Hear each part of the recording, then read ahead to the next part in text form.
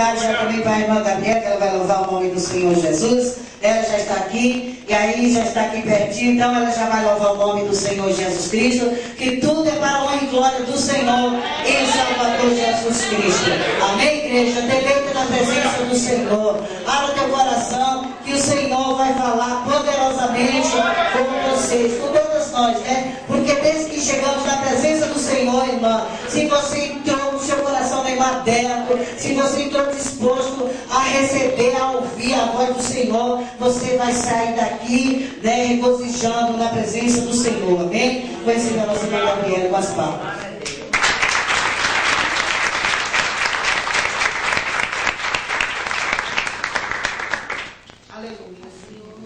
Louvado seja Deus, aleluia.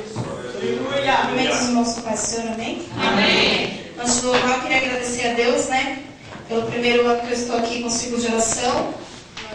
E eu dizia para o Senhor, o ano passado, né? Falava para o Senhor assim: Senhor, enquanto muitas aí estão sentadas, né? Estacionadas, eu queria tanto estar ali, né? Com aquele Ciclo de Oração, louvando a Deus. Sempre tive vontade de estar aqui, né? Com as irmãs do Ciclo de Oração. E esse ano o Senhor preparou, né? Fez um reboliço. E hoje eu posso agradecer a Deus, né? E louvar o Senhor junto com as irmãs. Eu agradeço por tudo que as irmãs têm feito, né? Que eu creio que as irmãs oraram bastante também nesse propósito, para que eu pudesse estar aqui neste ano também. Eu vou louvar o Senhor em nome de Jesus. Aleluia, Jesus. Mas maravilhoso. Glória a Jesus, aleluia.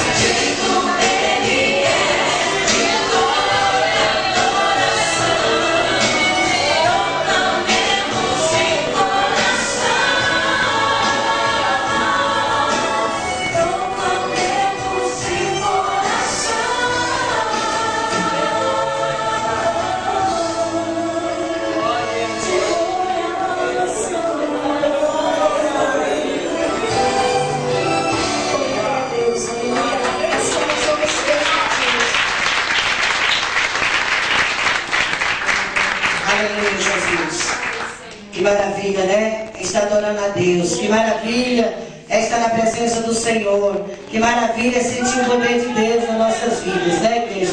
Aleluia. Glória seja dada ao nome do Senhor e Salvador Jesus Cristo. Também quero ouvir nesta tarde o presbítero Antônio. Glória a Jesus. Vamos receber a nossa irmã com a saudação, com as palmas bem alegres para Jesus.